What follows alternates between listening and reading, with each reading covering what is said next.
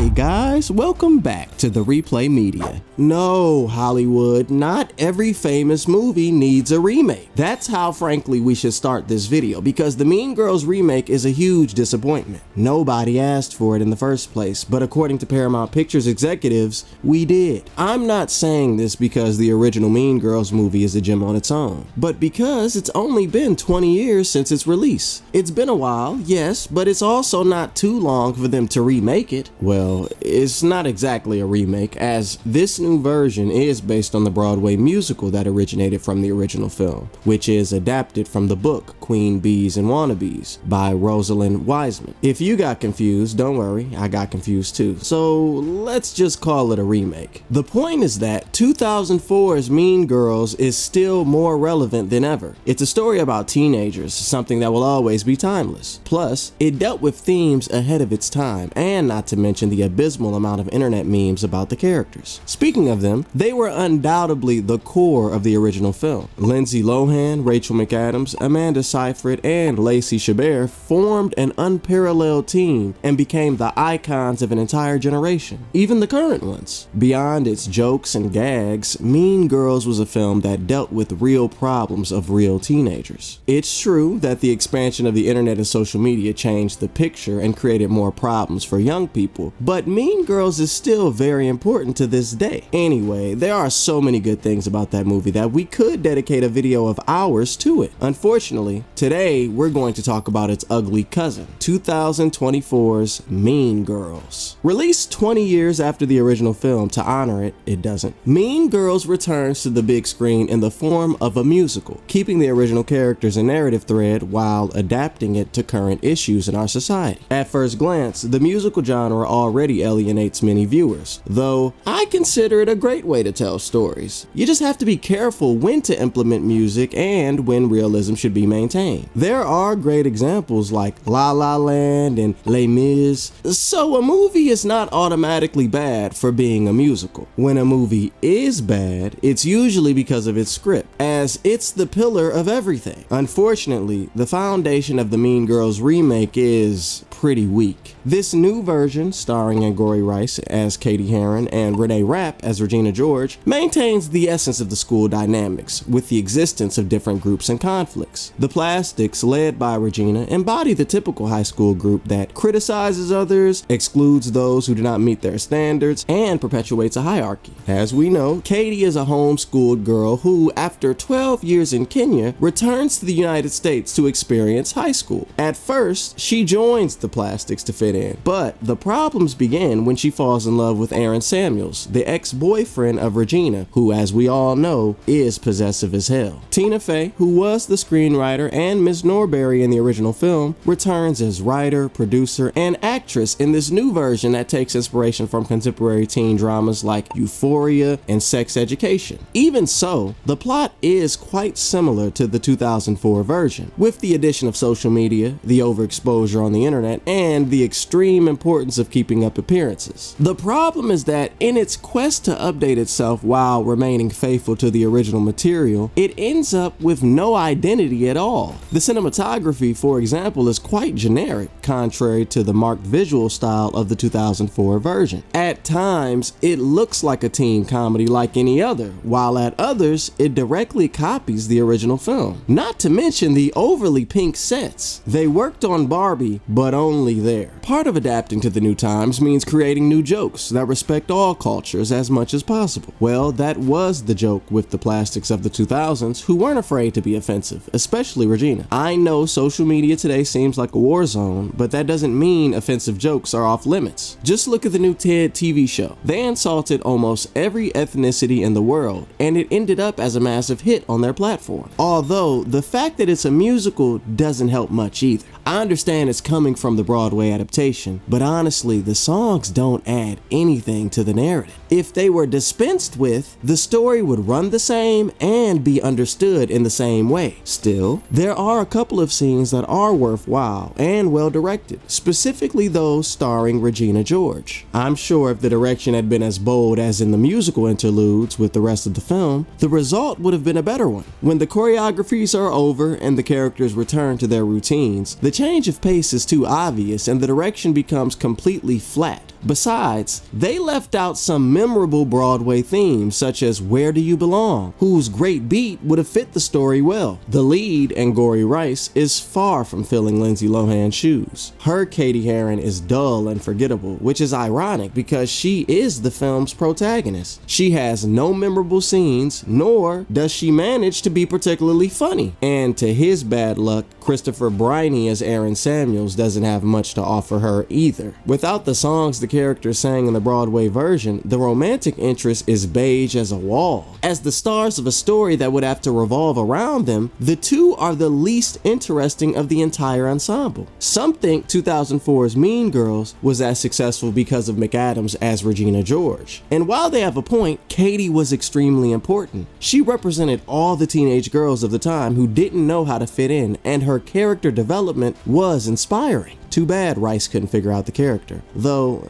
no one could have replaced Lohan. On the other hand, Renee Rapp is one of the few highlights of this film, as her reinterpretation of Regina George is as diabolical as it is human. These are two qualities that don't mix, although she was able to do so. As she had already played the character on Broadway, Rapp understands Regina George as the epitome of antagonists we hate and love at the same time. Of course, the queen is still Rachel McAdams. The rest of the plastics in the film don't compare to the originals, not at all. The character of Karen, who was masterfully portrayed by Amanda Seyfried as a natural and adorably silly girl, here is simply shocking and implausible. The same goes for Gretchen's character, whose naivete is annoying, like almost everything else in the film. They tried, but you can tell that Paramount just wanted to squeeze the fame out of Mean Girls. This version wants everyone to like it without touching anyone's heart, beyond Lindsay Lohan's unexpected cameo. It's not a musical with the structure it needs, it's not a comedy that will make us die laughing, nor is it a youth drama with a clear tone. And not to mention the modernization of the story with all the social media moments, which, while decently integrated to tell certain parts of the story, their realization makes them feel like part of something else, like a different movie. Perhaps the legacy of the original film is so vast that the remake is getting negative reviews. Probably if the 2004 Mean Girls did not exist, we would be talking about a somewhat fun teen movie with references to the cinema of the 2000s, although it is also mediocre and forgettable. Or, if you prefer, in the plastic terms, no one is going to start wearing pink every October 3rd because of this film.